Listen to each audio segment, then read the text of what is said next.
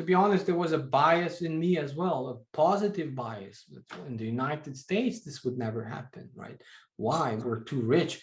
I've been living my life. We would always be looking towards the West, right, as a good role model. You still are in some cases, right? I Yeah. still want to live in the United States. They're very good people. There are some good policies and so on. But I have this positive bias that in the United States, this never happened, not happen. And eventually it dawned on me, well, why wouldn't it? But I'm saying it took even time for me, even after I went all of that, through all of that, even it took time for me to realize, well, it's all the same thing all over again with some different tastes in it.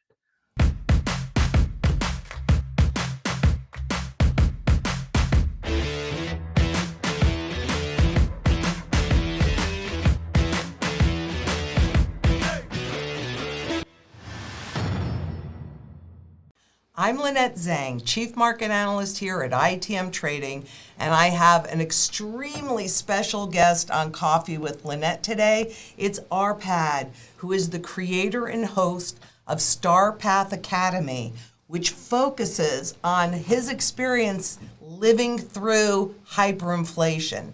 The link to all of his channels, or I hope we got all of them, are below. But he was born under communism in Romania, and he's lived through the 90 Romanian high inflation period as a young person. This drove him to vigorously study the economic and political causes and effects of inflation, as well as other monetary topics, which is really important for us to be aware of today. Fusing childhood memories, hard lessons learned from his parents and his grandparents with his own experience and studies, he shares his thoughts and insights with his viewers on YouTube. I am so excited to meet you finally and have you here today. Thank you so much for coming, Arpad. Thank you very much for the opportunity to talk to you. I've been watching your shows. You share really great information, and I just love your work and the whole work you do at ITM. So thank you very much for inviting me. Oh, I can't even tell you how happy I am that you're here, and I think your work is fabulous too.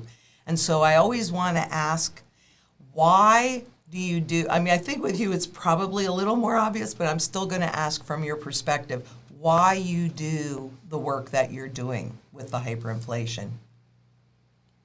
Well, when I came to the United States, I thought that the general people of the United States are at least somewhat familiar what went down in Eastern Europe, all of these satellite states of the post-Soviet Union, and what we suffered through. And I thought, well, this would be common knowledge. Your historians, your universities would be teaching it. So I thought, well, perfect. You know now that experience that we had, so hopefully you don't repeat it. But as I spent more time talking about economics and just finances or general news with friends and people that I met here, I found out that's really not the case at all. And whenever I started talking, they started to really listen. So I was happy to share my history, our misfortune, if you want to put it that way. And it just went to the point where more and more people that asked that I should write a book or do a YouTube channel. So I started a YouTube channel. That was easy. And as soon as people caught on, I was really happy to share my knowledge and really our history and the sufferings that we went through, because there's a lot to learn in that. And hopefully this way I can help people. That's really wonderful because, it is amazing how little people know of history. But, and they always think, well, this time is different. Do you think this time is different? And do you think that it's going to be localized like it was in Romania and when Russia fell, the USSR fell? Or do you think this is more global? What do you think is going on? Well, I think the song may be different, but the tunes are similar. So it's always with a different twist, just because of how the global politics shifts in the meantime, of course. However, the effect on the general people is always the same. It could be a different global situation, it could be a different economical situation. However, the effect on the general public, the good old, 9 to 5 people who just their only fault is that they haven't paid attention. The effect Mm-hmm. on those people is always the same, and it's always suffering and losing their savings and losing their multi-generational properties, farms, or something like that. It's always the same. So I try to approach it from their perspective, because where we have control is truly in our lives and what we do, how to invest, and Mm-hmm. so on. We don't have too much control about global politics. And yes, it's good to know about those things, and it's good to know how things shift so you can anticipate things. However, a lot of people focus on those things where we don't have no power, and then we feel powerless and we feel that we have nothing to do. Well, of course, there are a lot of things that we can do, how we can prepare so we are not affected. Yes, it's different in the sense this time I think it will be much more global. It was sort of global even back then, Yeah, it because the was. hyperinflation situation in Romania was really tied together with the post-Soviet hyperinflation of Eastern Europe and all these other Soviet satellite states, and including Russia. They suffered a lot as well. So I tried to talk about their history a little bit, the one, at least from what I studied. However, this time it is, I would say, a bigger empire that Mm-hmm. is really all across the world. There's very few countries in the world where they don't know what a dollar is. It might have been different in back then. People knew about the Soviet Union, but they were not trading rubles or other currencies in far corners of the world. Well, now they are. They are trading in dollars, right? They have, even in Romania today, we have exchange houses and people save in dollars or save in euros. And then we use those currencies. Sometimes when we list property in Romania, we directly say it in euros, or we directly say it in US dollars, because we know we kind of we don't trust our own local currency anymore. So this is a much more global thing, and it will be much, much bigger. However, the effect on the general people is always the same. They just lose everything.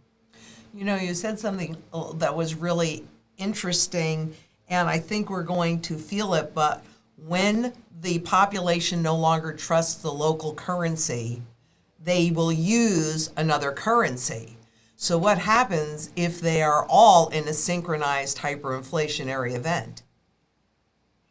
Right. We actually had the benefit of Western Europe not going through this major inflation. We started eventually using the German Deutschmark, which later became the euro. So we had that privilege.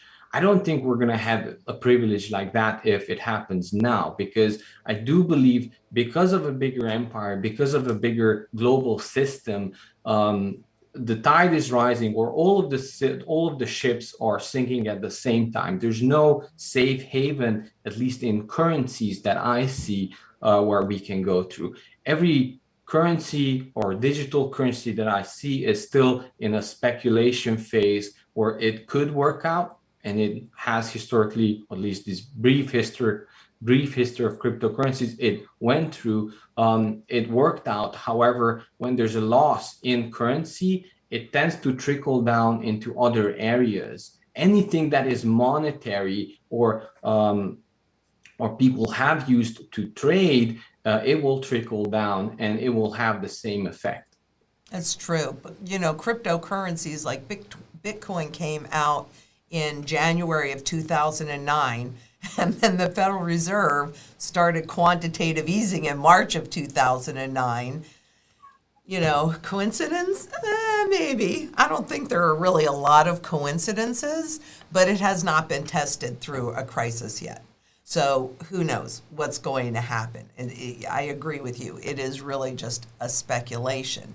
But we see in South America that particularly in Venezuela, and there are other countries too, that when they lost all confidence in the bolivar, well, there are many towns that actually use gold, little slivers, gold dust, to make their purchases, and things are actually priced in gold, which I think is really interesting. So Do you think that that's the kind of thing, I mean, if you can get your hands on it, I mean, they're going out and they're mining, so they're getting it. They're doing the same thing in Zimbabwe, where they're going out and they're mining it, and so they have it. But what do you think is going to happen here if all currencies go down at the same time? I mean, Right. So, my opinion is, and from what I learned, is that it has to be something physical, not just outside of the system, but it has to be something that is not affected at all by politics or perceptions of evaluation, because we now have the benefit of trading stocks or anything just with our phones, right? When electricity goes down for a couple of weeks, then what happens with your assets or perceived assets that are really just numbers on screens? You know, how much faith will you lose under those 2 weeks, and how much the rest of the world will lose faith under those 2 weeks if that would happen, right? And that's hard to tell. But I'm assuming that what you have on your person or somewhere yeah, I'm somewhere definitely a outside of the tangible country, gal. yes, that you still have there. And, you know, with electricity outages, energy shortages, this is not new to me. We lived through this again and again. You know, my father went through 2 hyperinflation in his life. My grandfather went through 2 hyperinflation in his life. I went through one. I at least expect another hyperinflation in my lifetime. And during those times, there's not a global market where you could say, I'm going to check the price of X on my phone. No, it's not like that. It's your connections, it's the people that you know that you can trade with in a situation like that. And things are valued on the spot on the market. And you might not even know what the value of X is. And gold or something physical like that has always had that benefit that it's actually something that is not relying on another system, may that be banking or even electricity or someone else. You can just trade it directly.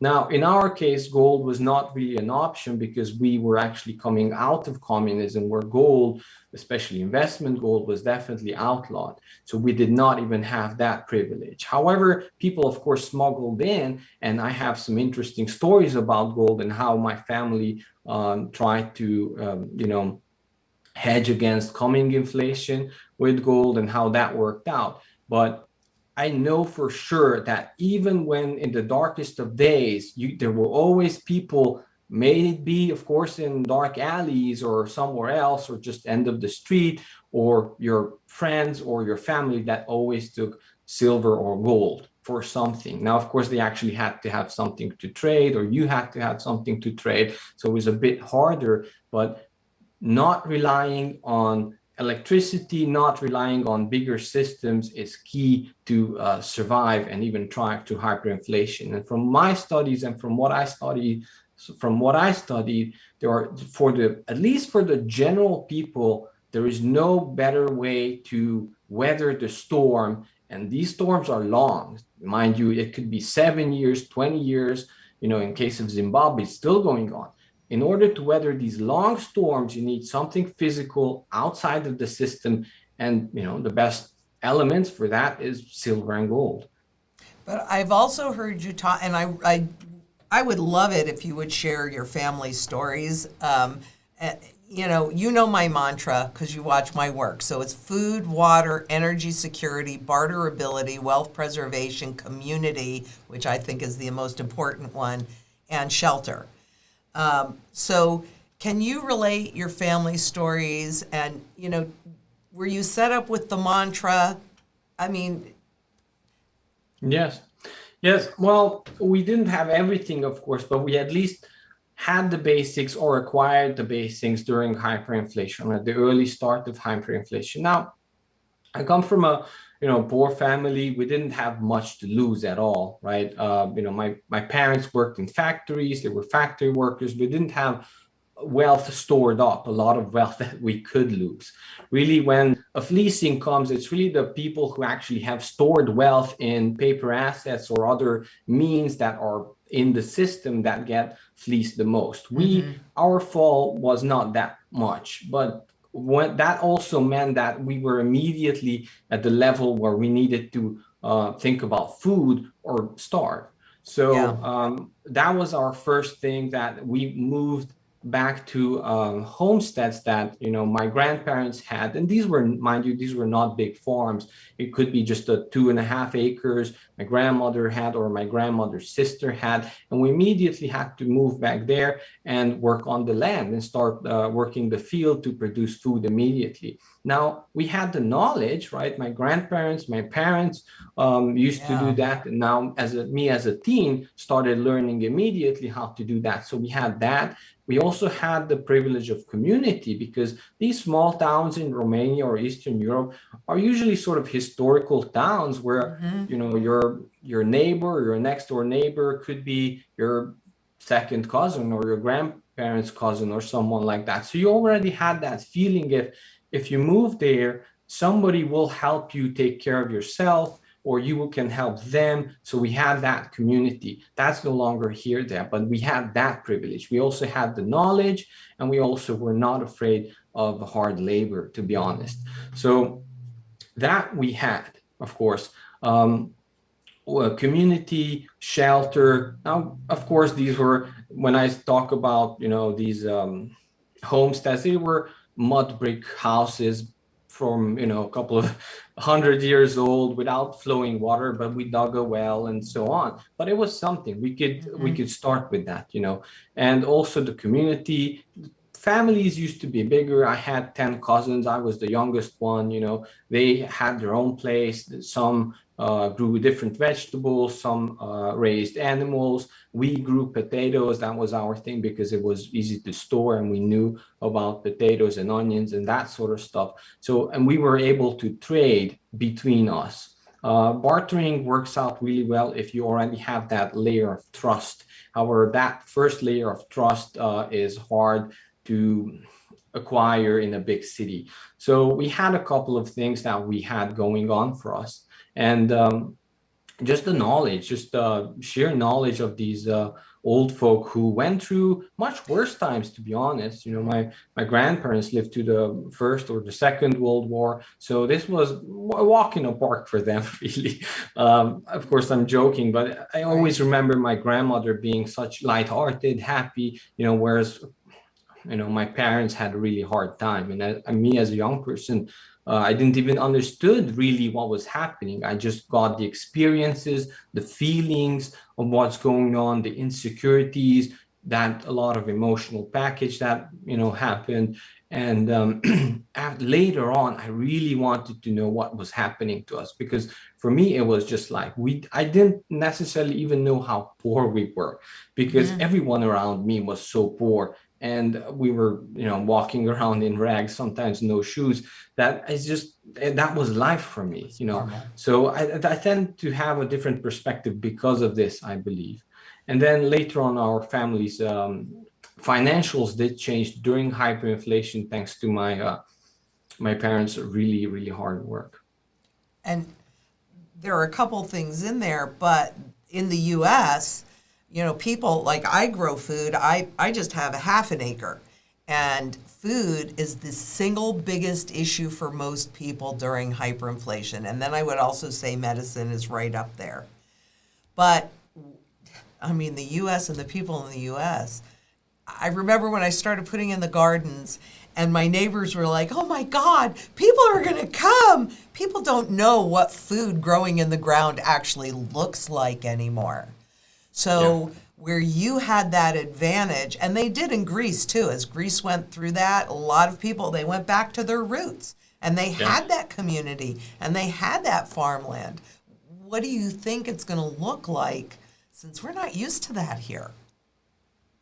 Well, we better get started now, as soon as possible. It will look much more chaotic, because the land was there for us. It's hard to acquire land during hyperinflation. You can, but it will be very different than how you imagine it. Actually, everything fluctuates, and we can talk about prices going up and down during the hyperinflationary period. However, we had the land, right? We had the knowledge. We actually didn't have the tools, so I had to work with my hands digging up potatoes from the ground. It was a bit different, but eventually we had the knowledge how to make tools or trade for tools. So we had that, and we also had that community and that layer of trust. Now, if you would have at least that, then you'll find the land somewhere, or somebody will give you pieces of land to work it for yourself, or something needs to work out. And people work out, people come together. A lot of people imagine a chaotic situation where it's a total Mad Max situation.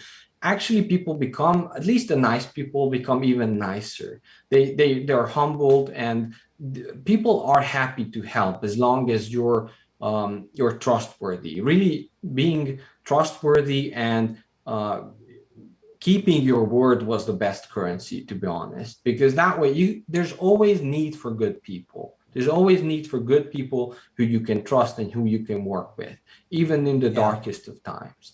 So having that community, we could work it out, right? And there's land, but however, right now, what I'm seeing in the United States, that everything has been systemized or put into bigger system, where you're really, even a farmer, or a lot of farmers are really disconnected what actually their local people need around their community. And it's becoming more of a corporation where only thing is you grow is soybeans and you sell it at this price, and there's ding, ding, ding. There's it's like a stock market now. So we have to move back a little bit, where you're serving more your local community better, because you will need them and they will need you. So we need to think about local farms, how to help people now, because the people that you connect with now, those will be the people who can help you when there's a bigger calamity. So we have to work on that really hard. And if you don't have the means for it,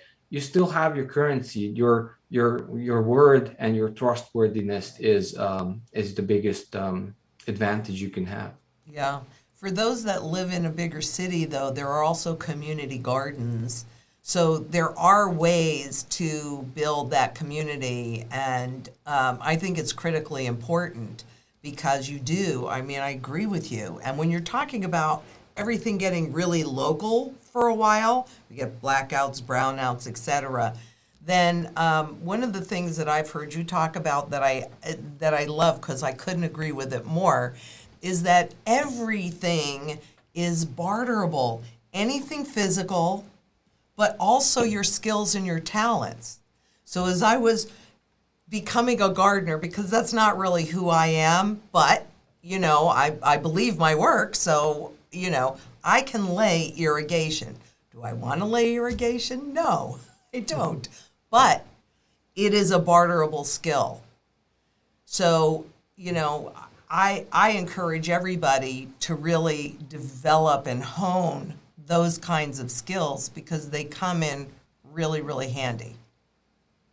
Yes, I totally agree. And actually, skills were more bartered than anything, because when all your finances or perceived wealth is evaporated, what remains is what you have in your house, maybe on your farm if you have one, in your car, and that's it. And how do you start from that? Well, there are things that you can barter and give away and get rid of. Well, of course, if you stored something, that's even better. But the biggest thing that we could barter without fear, because there's a fear if you're bartering with someone who you don't know, you can't just go ahead and say, yeah, I have these couple of thousands of or hundreds of cans of beans. You're exposing yourself. Now they know you have the beans. But you can always go there and say, hey, I can fix toilets. That's a really good barterable skill.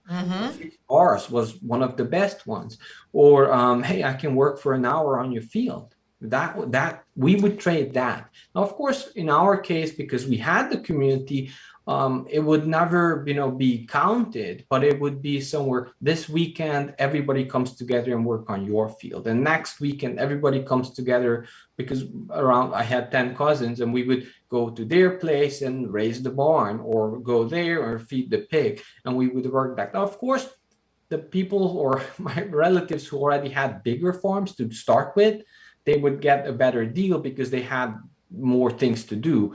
Us with our little land did not so much. However, in those cases, we would get paid in live chicken or some meat.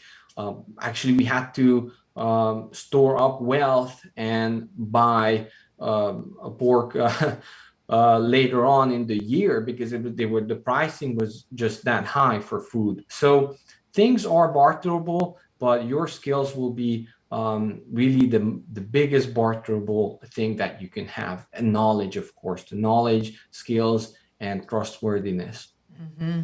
And I can tell you from my personal experience when I was putting in this farm, there are meetup groups that do exactly what you were talking about. And so if in your wherever you guys are, if you're in your local area and you can find a meetup group, for me when I was first starting, it was garden pool, and I had I don't remember 42 or 52 people that showed up on my house on a Saturday morning, and I fed them lunch, but I mean, they worked and they planted the trees and they did everything. So, you and I definitely agree that community is critical to get you through these periods of time. But can you tell us more about your family's experience and how, having lived through one hyperinflationary event, were they able to do anything, or what did they do to prepare for the next one? Or did they just think, well, that's never going to happen again, so I don't have to worry about it? Right. Well, definitely things have shifted and changed in our minds. However, people have a short memory, to be honest, Yes, they around 20, do. 25 years, and they forget everything. But Yep. even after 25 years, we keep, at least my family or relatives, I have relatives who, ever since the 90's, they never put any money in a bank ever. They never even got close to a bank ever. They learned to live without credit and they learned to live with cash only, and that's it. Now, of course, they lost a lot. They had more wealth to lose, but that was it. That I think those people, especially my aunt, uh, she will never go to a bank, not even close to an ATM. She just completely lost the trust, and I don't even blame her. So there are Right. things, and we also started. Valuing land and relationships much more. Now, back then, I think the culture was different. 80's Romania was different. I think now, sort of in the United States or Western Europe, it's more um, fragmented, I would say. Back in Romania, wasn't that fragmented, and we knew our neighbors and so Mm-hmm. on. I think we are losing that. So I Mm-hmm. don't think we lost our we didn't learn our lessons there, how valuable community is. However, I still have the cousins, and we are like brothers and sisters. We exactly know when something happens in the family, and we are keeping in touch as much as I can, of course, from the United States. But it became that my cousins and my relatives became much more closer, and the connections that you make under these times will last forever because these were forged in hard times, I Yeah. should say. Now, without the hard times, we're no longer forging new connections. I think that's the problem. However, we did learn that, how valuable land is if you can work it, of course. Real estate, if you know what you're doing and you can do the right picks. Not to trust big systems because when they fail big. And of course, bank and something like that. And also, really hard assets, anything that is outside of the system, like silver and gold, we know their actual value. We know their actual value during these times. So back then, we used to fantasize about, my father and I would sit under the chestnut tree during night, and we would talk about things, and him explaining when they went through times like this, and when he was a baby, what happened. And even then, we were talking about how nice it would be if this and we had actually a bucket full of aluminum. We collected metals to sell later on for food and something like that. How good it would be if this bucket of aluminum would be silver, and we would fantasize, oh, these are silver nuggets, and so things like that. And you will never forget those, and the lessons that I learned from that experience, I will pass down to my children and hopefully further along, because these lessons and these asset classes are really multi-generational asset classes, and our memory is really short. If something goes up, then we jump on it, and then we jump out, and we made some money, and the good stories get told, the bad stories don't get told. But what you need to have is a long-term memory. You need to connect with your grandparents. What are they saying?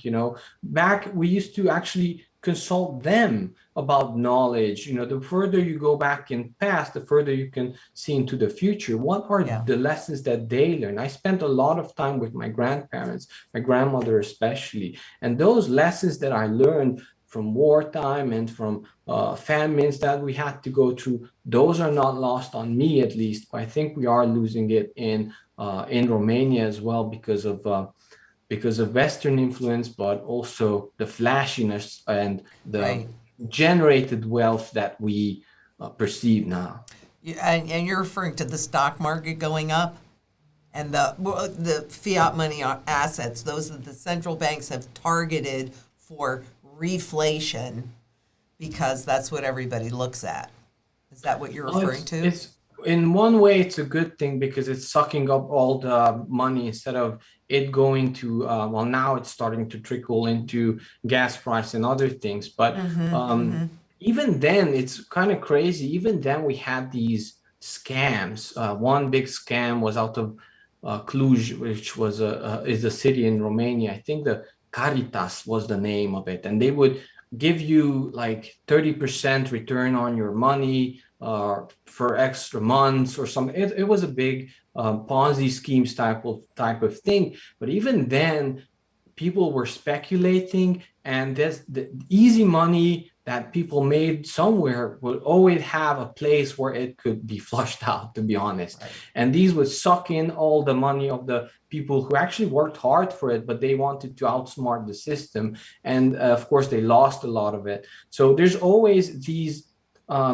tulips or something like that that could suck in the money that has been printed. And the people who are running the system don't mind. They will let it run for a long time, because they are actually acquiring real wealth, real assets, and actually power that they grab, because they're printing the money. They don't really care too much about paper. They're grabbing assets, power. And, just look at what Bill Gates is doing. He's smart. Why is he acquiring so much farmland? So they're acquiring assets, and as it being flushed out through the system, the people who actually maybe had some stored up wealth, they're putting it into tulips or somewhere to flush it out where it doesn't count anymore. But as this continues for multiple years, eventually there's a buildup where people start buying assets, or they start buying more and more stuff, and then you start a low long-term inflation that happens that eventually will spike up. Right, which is where I think, unfortunately, I think we're at the beginning parts of the hyperinflation. But I have people that ask me all the time about the banks and about how safe their money is in the banks and the safe deposit boxes. So can you talk to us about that? Well, the tune is always the same. I remember I told you that one. So I interviewed other people around the globe, from Lebanon and from Argentina, and the tune is always the same. The very first thing when it hits the fan, so to speak, it will be the banks have a holiday. They have a shutdown, and then they will decide in the next 2 weeks what we'll do with the situation based on your reaction, how violent or non-violent it gets, I guess. But what actually happened in Romania was we had one, well, it was sort of a fake commercial bank. It was really just owned by the government. Back when Romania used to be a kingdom, it was a commercial bank and a private bank. Eventually, communism took over. And then we had this bank that for for the general people, it was called CEC. You can look that up. And everyone's money and everyone's investment was there during communism. And even after communism, when it started, everybody just, that was the safest thing that you could have. It was government backed. Everybody was putting their money, your pension or your pay could be only coming through that system. Everything was managed, it was perfect, it was safe. Well, the very first thing when hyperinflation started, it closed. And it closed for around 2 years. And everything that was there, it got stuck. And I have relatives who had enough cash in the bank, well, in the CEC, it wasn't really a bank, but it's actually functioning like a bank, enough to buy 3 houses fully. So no down payment, no nothing. They could have just bought the 3 houses for cash, right? And after the hyperinflation and after the bank closed, they were able to buy 1 television set with the same amount of money, the same amount of currency. And it was mind-boggling for them as well. They actually debated whether they should invest that in something physical or not, just before everything happened. And they chose, yes, it was eventually a big frustration in the family, but people have to live together and work together, so they worked through it. But they lost a lot of money that way. It was a big inheritance from a grandfather, and they just kept it there. And yes, it was a television set, a black and white television set eventually that they bought with the exact same currency, the exact same numbers and everything. They just went and bought a television, and they at least had a television. We didn't. So that was, but as I mentioned, when I talk with people from Lebanon or Argentina or some other place, it's always the same. That's the first money they can grab. All they have to do is shut off the app. They closed the door. That's it. The money never even existed. It was just a number on a screen, and that was your problem, right? And I'm pretty sure the paperwork or the fine print already is in there that it's their money and it's their liability, actually, if you read it through the fine print. So that's always the first thing that happens. Eventually, they come up with a scheme. In Lebanon, they put it in a savings account that's locked for 2 years. Is it really usable? I mean, what will happen after the currency has inflated tenfold or 20-fold? People don't understand the gravity of inflation. You don't have to, percentage-wise, you don't have to lose that much in order to lose everything, right? If it's tenfold, that means you just have $1 out of 10. If it tenfolds again, that's 100 out of $100. Your purchasing power is 1. Doesn't even matter at that point if you lose another another tenfold. It doesn't. Really, the first 2 halvings of a purchasing power in the currency is where you lose everything. It's after that point, it's just a rat race to have something to eat, I guess, because what happens is if you have $100 and everything else in price doubles, that just means now you have $50. Everything else in price doubles again, now you have $25. Even though nominally they're identical. Yeah, yes, right? Of course. I mean, that's perception your management. Purchasing power is halving. After the second halving, doesn't really matter. People say, well, it was just a high inflationary period, not necessarily hyperinflation, because hyperinflation needs to go up, I think, 500% per month. And this was like only 50% per month. Yes, but if they locked in your money, they could last it for 2 years. And by that time, you did lose everything because you couldn't take it out. So that's always the same. That's why I have relatives who never even go near banks. Now, I don't choose that lifestyle, but I don't. And safety deposit box and anything like that, as long as it's a system and there's a key to the system, and turning that key will change the things that are how running the system. It's just for governments or big entities that are in stress, it's just too much temptation not to do it. So of course they will do it. They actually hope they don't have to do more, but usually it never stops there. Yeah, I would absolutely agree with you. So just to kind of recap, basically anything that you hold inside of the banking system, whether it is in a bank account or it is in a safe deposit box, you lose all access to it? That was our experience. Now I don't foresee the future. I hope not. And of course, this is a global reserve currency we're talking about, so it might be a bit different. It They might might be a bit actually, worse. yes. I just told, I was having conversation.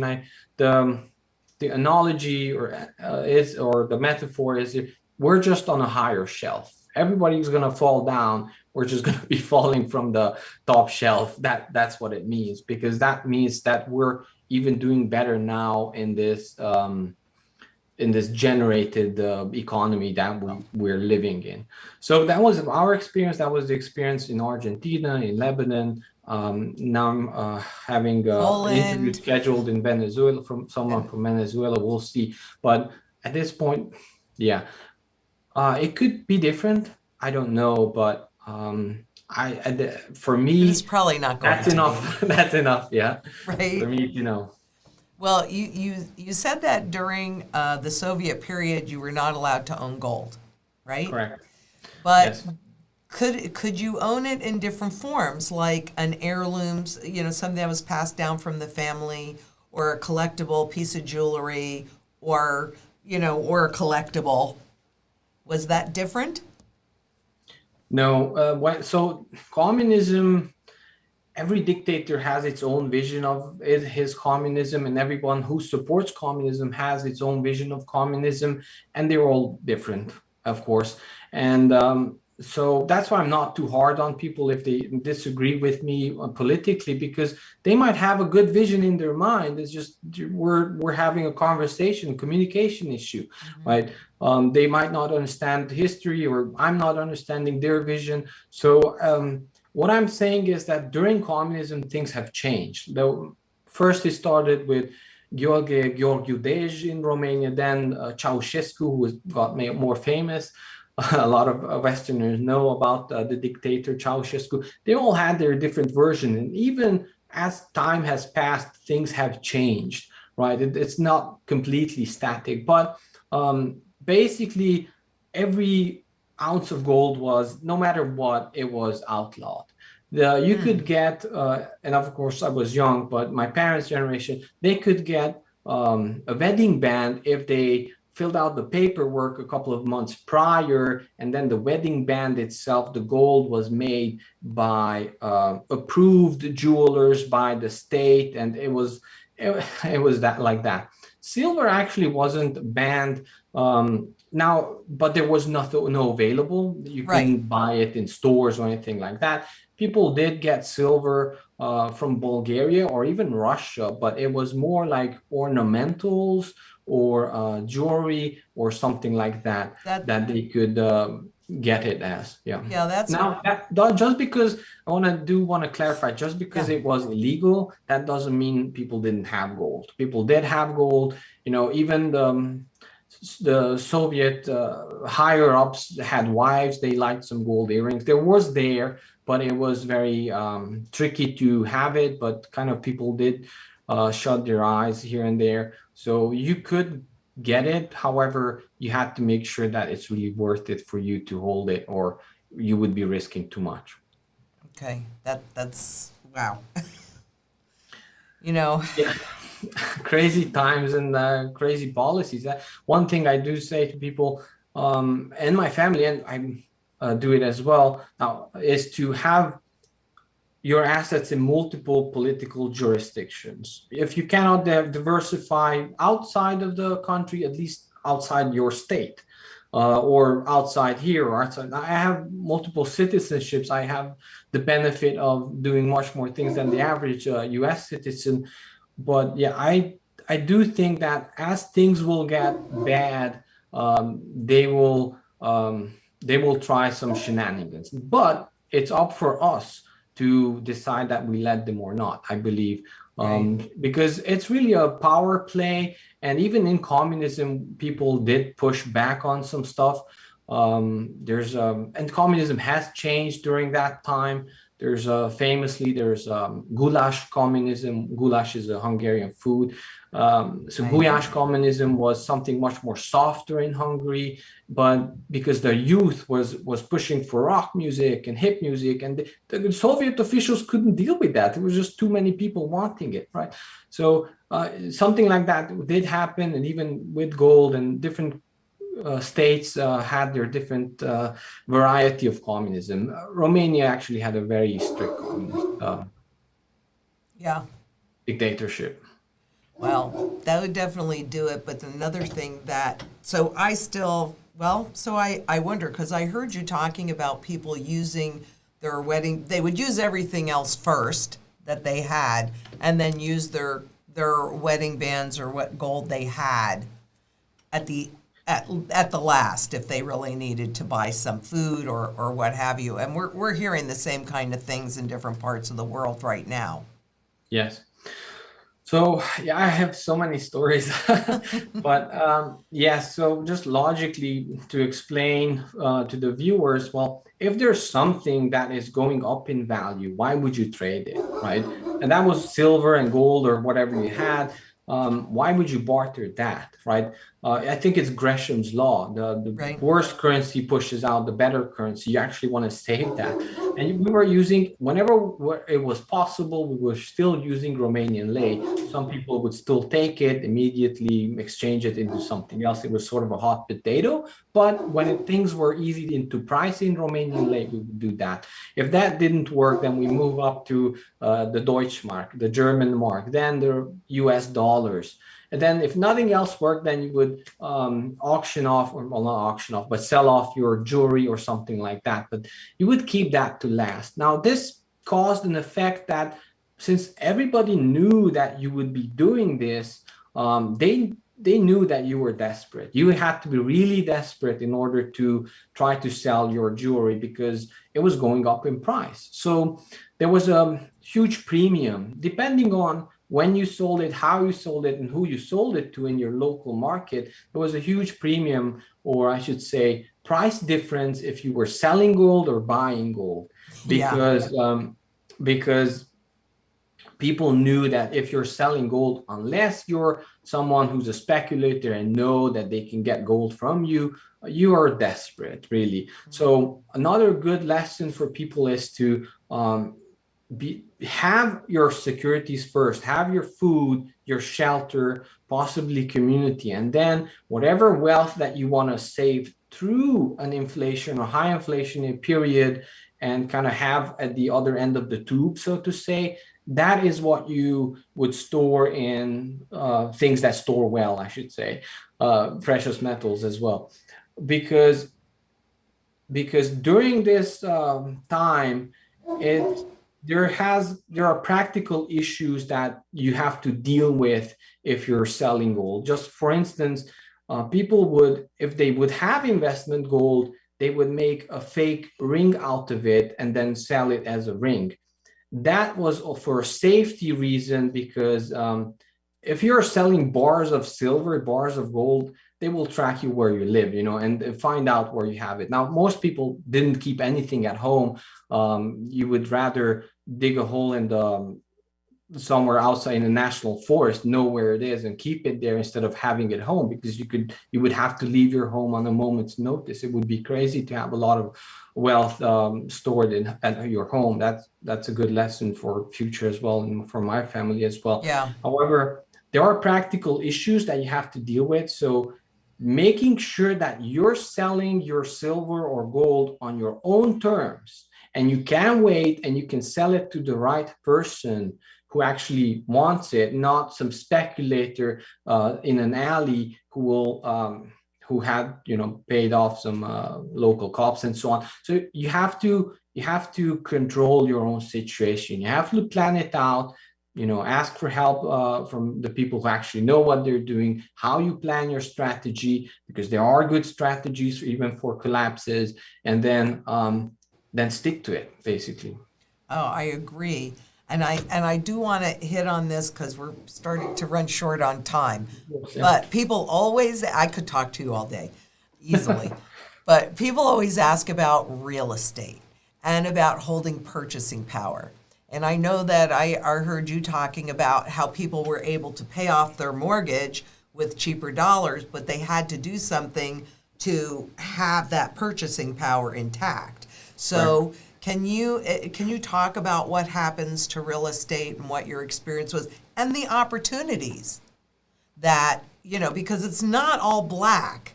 There's Yes, always well, opportunity in crisis. So can you yes, address huge that a little bit? opportunity. Exactly. You just have to Um, hold your purchasing power. yes, it really comes down to you having control and you not being desperate. Yeah. My family eventually got desperate and we had to sell our aunt's real estate. She passed away, unfortunately, during these times. And she didn't have any heirs, and it came down to the family members to divide it and sell it off. And we were in a bad situation. The people decided it's better for us to sell, and we sold that property. It was a different homestead, and actually the price was around, I believe, 2 million Romanian lei. Now, happened that's a large amount in numbers, but that didn't actually buy you a lot. And I bring this story up because the same year, within the same 12 months, our family situation changed a lot, thanks to mostly my father and my mother, who started eventually trading their skills for foreign currency directly. And Oh, because my father was a machinist, he had his own little shop set up. He was able to do a lot of things. And eventually we started acquiring foreign currencies, or we were storing our newly acquired wealth in something else, right? okay. Or physical things. Sometimes he would buy tooling or something like that. Eventually, our family situation had changed, and now we wanted to store that wealth, and we wanted to diversify it. And that same amount, and I did bring this here, that same amount of currency bought this gold chain. And this is, um, I have very emotional. I get emotional even when I'm talking about it because I remember my mother crying about this. But that same amount of currency bought this very exact gold chain, and this is a 14 karat. I think it's like 15 grams or something like that. So So that real was like the estate goes up, 200, but was that what does it buy? Yeah, right? so Was that like 200,000 lei? 2 million lei, 2 I believe. million lei, 2 Yeah. million lei? So Right. pricing is just a number. At that It point, it doesn't is. matter. Eventually, the minimum wage went up to 8 million lei, and you could starve on that. So that doesn't mean anything, right? Exactly. So I could see gold go up $200,000 an ounce. It doesn't matter. It's just a number. What does it buy? And at that point, we were making, of course, a bad deal because we were trading real estate to lei to gold. At least my family, which was actually on a different scale, and we were losing money, but it was actually safety for us. So that gold chain actually still saved purchasing power, because if we would have left it in currency, it would be falling and it would be eventually completely nothing. So you have to know what you're doing. You have to know with real estate. And of course, there are good stories about real estate. And even I have good stories from my family. We actually, later on, we did acquire apartment that we rented out. However, that was after, of course, our family situation changed. And to be honest, we actually eventually got better off after hyperinflation than we started. But that was through hard work and a lot of knowledge that it got passed down through family members and elders. So real estate, yes, there are examples, and I know multiple ones who had acquired real estate with a mortgage. Well, it was a bit different, structured differently. It was more of a government thing and done under communism, but basically it was around 15% down or something like that. It was guaranteed by your factory that you worked for. And I could explain, but it's long. Anyway, the mortgage, or quote unquote mortgage, would have been for 15 years. And eventually, that got paid off with, in one case, 3 months worth of salary, in one case, 1 month worth of salary. But it was not Romanian salary, mind you. If you would have just lived and worked as if you would do, you would still be paying it possibly. However, they also acquired something else with their salary, kept it, and then exchanged that amount into paying off the house. So it's a bit different. It's not clear cut, it's not black and white. You have to kind of know what you're doing. But yes, there are examples in our case that people paid off their houses with 1 or 2 months worth of salary, but it was a bit different, not just like keeping everything and you're just sitting back and you're waiting it out, so to speak. And also, I want to mention that people forget that communist Romania went to more of a free, well, socialist, but a free economy, much more liberated economy. I think my personal view is that we're actually in the reverse now. So that means that in these cases, these investments or good investment opportunities were left alone. So in the sense that who had the house, right? And he was able to pay it off because government or the bigger banks or entities didn't step in, because we wanted as a country to become free economy. And basically that was possible because the free economy took care of it, so to speak. I'm not sure if there will be opportunities like that after hyperinflation. If high inflation happens and the political situation doesn't change, yes, I can foresee some cases, if you're speculative enough, that you could do it. And of course, I have my own plans as well. However, it's not a clear bet, and many times political shifts happen with currency collapses. It's Yes, that's hand true. in hand. Yes, they really do. But I actually on Thursday, I'm doing a piece on real estate and gold during these hyperinflationary events. So if you held it like in that necklace, if you had the gold before we went into hyperinflation, you had that necklace, you probably could have bought our homestead for sure. Yes. We were on the other end of the trade. Exactly. So there are opportunities that come up, and my personal goal is for people to be prepared. And frankly, I'd always rather I don't care if I'm 10 years too early, because when do you want to know when it's hyperinflating? I mean, did your family know before it really kicked into gear that was what was happening? No, we were just regular family. Didn't have background in studying economy a lot. We just had the knowledge of our grandparents, parents about knowing about gold or silver, but it was illegal for us anyway. So we knew about at least don't sell off the very last land you have. And we had some knowledge, but about what could happen. However, we only really realized what was happening when the food prices tripled or quadrupled. At that point, it was clear that, hey, I'm working for the same, my parents would be working for the same amount of money, and we barely can afford food. At that point, it becomes obvious to everyone. And at that point, they will lose the faith in currency and government. And at that point, the inflection starts. But at that point, it's too late. At that point, you cannot acquire anything anymore. You already lost all your powers, your monetary power. So at that point, it's too late. Just before that point, usually silver and gold will spike, because the people who are in the know, who usually hate gold or talk about or don't even want to talk about it because of the talking heads in the media and so on, they actually start realizing, okay, this is BS. I'm just going to buy whatever I can. They eventually figure out gold and silver, and at that point, it spikes up. And by the time the average people realize it, food, which is almost the last link in the chain. I talk about how this gets passed down from raw materials to the chain, to the eventually last Prior to last thing is food. By that time, it's already too late. You've been kicked out of the market, so to speak. So prior that there is a spike in our experience in gold and silver.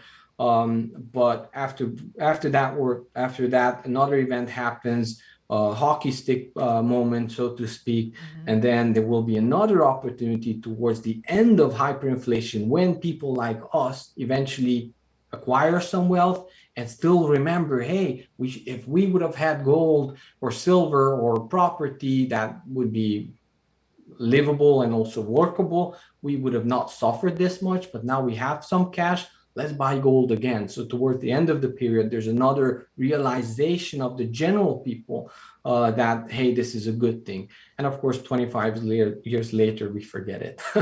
So well, you haven't forgotten. Well, not me. I spent a lot of time with my parents and grandparents. Yeah. And they've forgotten? Ow. Well, they have passed away, unfortunately. So, yeah. Well, but yes, our family and newer family members are not too much interested in it. However, they know me and I keep pushing it, so they are making steps.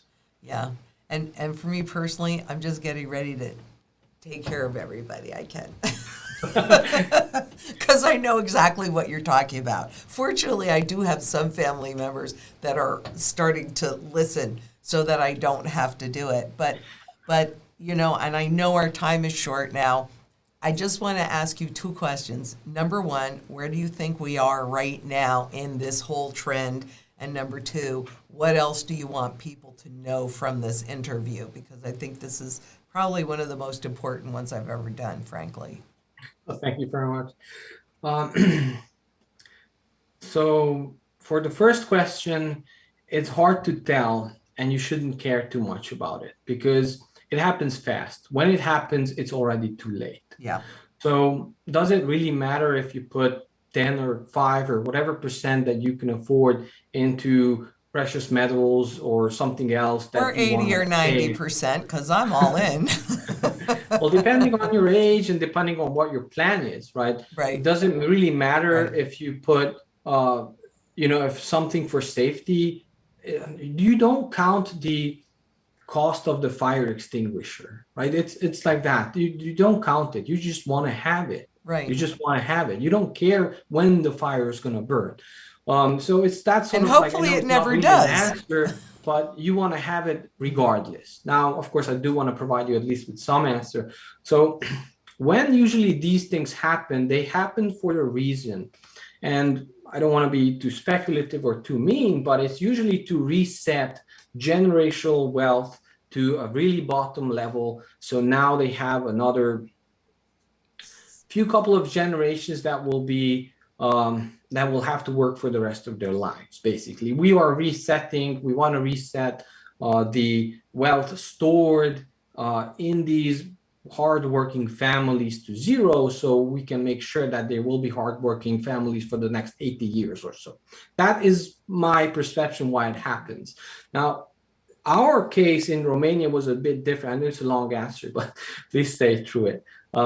Our case was different because we actually, during communism, people actually eventually, towards the end, was the softening period of communism, had stored wealth to lose. Now, in the United States, it's my opinion, but in the average people who are living paycheck to paycheck, there's not much stored wealth, but they have some equity, they have some this and that. First, in my opinion, they would have to do a 2-punch knockout and then do a hyperinflation. So I'm expecting a short deflationary period where a lot of people who are in debt lose everything they have.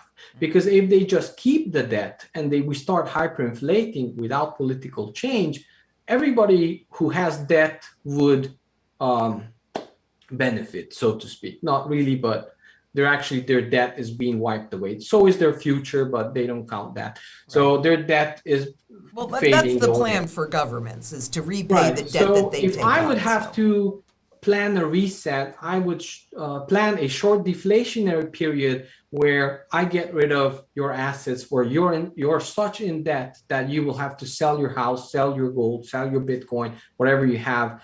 And then after that, I'll take you to the hyperinflation tunnel that I would be talking about. So could it happen? Yes, no, I don't know. But I'm saying that if this happens, I think we still have a good 7 years, because usually in order to grab that money from the average folk takes 2-3 years. Nobody has enough.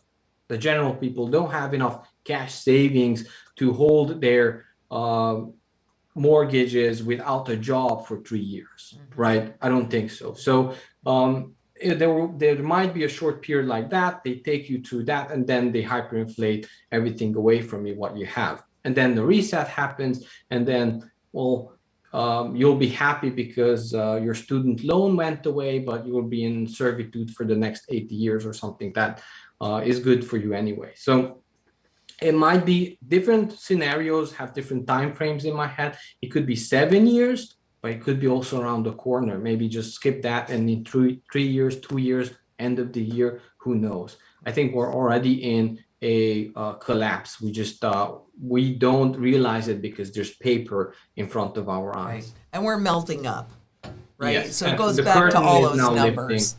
Yes. For the second question, I want to say that whatever happens, you have to rule out fear from your life, because that is how they get you. That is how you lose everything, by fear. Even if we would go through this situation, as long as you have close connections, family, you have people to care for, you have people who care for you, you can live through it. You know, during history, we went through such bad times that we will survive somehow, hopefully, right? Or at least some of us. So being afraid will not help you anyway. Spreading fear will make things worse, because when a possible situation like this happens, you will be happy to give whatever power you have away to a possible dictator or whatever government scheme that could be replacing our current government, or political shifts could happen. What you want to do is not fear, because you are still in control. Make sure that nobody around you fears or has fear, and then you have a good situation that when something like this happens, everybody is set up to at least a point where you don't buy anything that they are selling. You want to have that negotiation power. Well, I don't care about what's happening. I have my food, I have my storage of wealth, I have my personal safety, protection, very important during these times. And I'm not going to take your deal. You know, you do what you ever want to do with this new currency that you're printing. I'm not taking it. Enough people say that. There's no change. There cannot be pushed upon it. Now, for that, you have to have no fear, at least from the future, and you have to spread information that makes sure that there are enough beacons of hope within people who are spreading hopefulness, opportunity during these times. And if that happens, then it's a totally different game. So making sure that you are a beacon in your community, but you also create other beacons in other communities, not to be afraid, being prepared, being friendly, being helpful. And that way we could be looking at a much better future. Who knows? I agree with you. I couldn't agree with you more. This has been phenomenal. We have to have you back on again and not wait too long, because I want to hear more stories. Yes, there are plenty. Some are sad, some are happy, but it's true. We went through it, and yeah. Yeah, and people. Hopefully, and we all learn from it, even myself. Yeah, exactly. You know, and the whole point is, if you're prepared, then you don't have to fear anything. Food, water, energy security, barterability, wealth preservation, community, and shelter. You know, and I guess I would say stop procrastinating. If you've been procrastinating, stop procrastinating and get it done. So this has been amazing. Thank you so, so much. You've got all the links to his work, to Arpad's work below, and also on the blog. And also, share this. Make sure you share this video. Whether they want to watch it, they don't want to watch it, everybody needs to see this. And until next time, please be safe out there. Bye-bye.